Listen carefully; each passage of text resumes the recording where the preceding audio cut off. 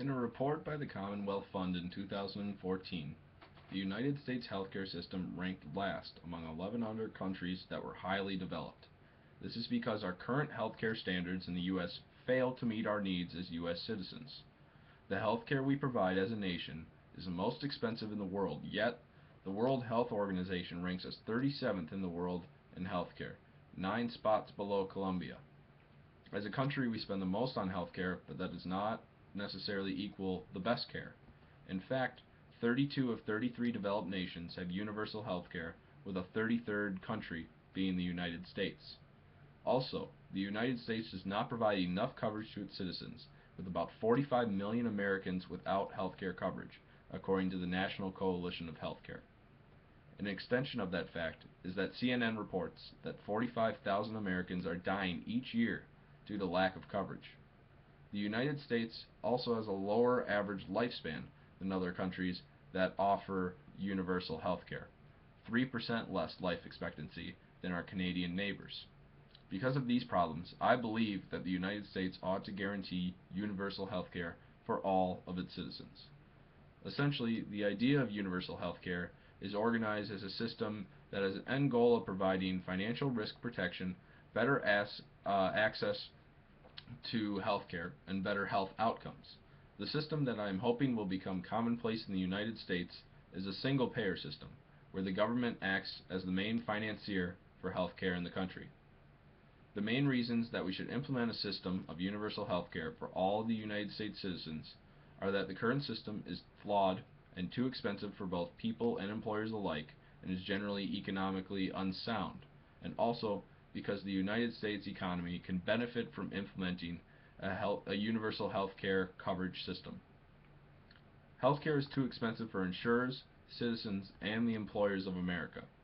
According to a Huffington Post article on June 20th of 2014, the per capita spending on healthcare is $8,508 per year in the United States, over $3,000 more than its nearest competitor in spending, Switzerland. This figure amounts to 17.7% of the GDP. This is almost double its closest competitor in GDP percentages. Out of the 45 million people who are not covered by health insurance of any type, they end up paying a large portion of medical expenses out of pocket. People who lack insurance also lack the accessibility to good health care, and 40% of those who do not have health care coverage use the ER as their best option for immediate care, which has large costs, more large costs than would be present if healthcare providers allowed more access to those who are less fortunate. This statistic fails to include millions of Americans who are underinsured. In a study by the Center for American Progress in 2011, health care costs have risen an astounding 818% from 1960 up to 2011, whereas other areas of the economy, including GDP and wages, have increased by 168% and 16% respectively over the same amount of time. Also, the average cost of prescriptions is $947 per year in the United States, whereas Canada's average cost of prescriptions is $692 per year in 2011 figures from OECD health data. Healthcare costs also rose 30% from 2001 to 2005, while income only increased by 3% over the same time period, according to healthcareproblems.org. With rising costs for healthcare far exceeding the rise of income, two major problems occur.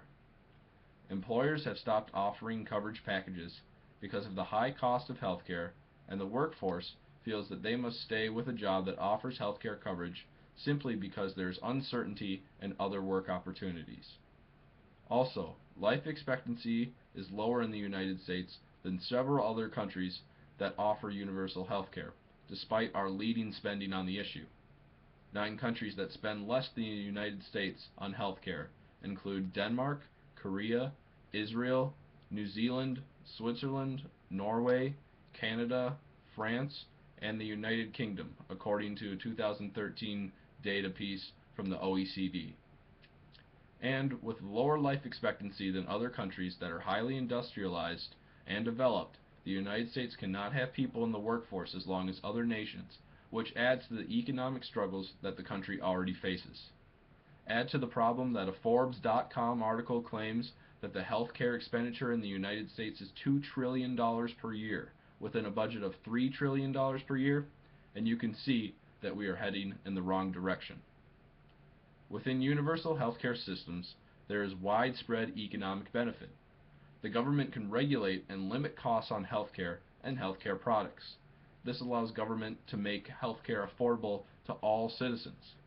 The Medicare system offers low financial risk for Americans over the age of 65 and keeps senior citizens out of poverty that would undoubtedly enter into poverty without governmental assistance while being absent from the workforce. It would make logical sense then to expand the healthcare coverage to all U.S. citizens regardless of age. Medical debt is one of the main contributors to bankruptcy in America. With a universal system in place for healthcare, it would allow for citizens to lift the financial burden of the current system. Also, the growth of small businesses in the United States is hindered by the current system, and there would be a large economic boost resulting from a single-payer system that I have proposed.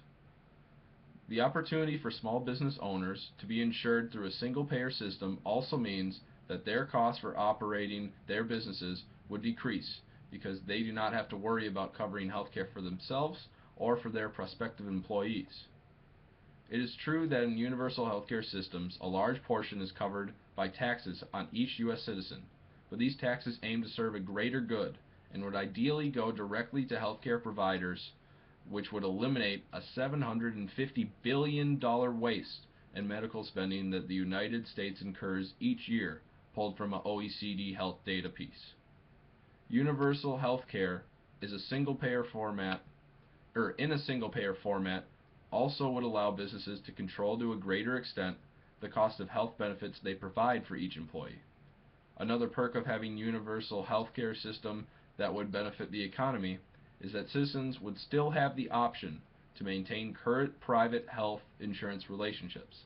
This increases the amount of freedom that the United States citizens have in choosing the correct type of healthcare plan for each individual. In conclusion, the United States ought to offer a universal healthcare system because the current system is flawed and does not and cannot meet individuals' healthcare needs. In addition to the widespread economic benefits the United States would gain by implementing such a system.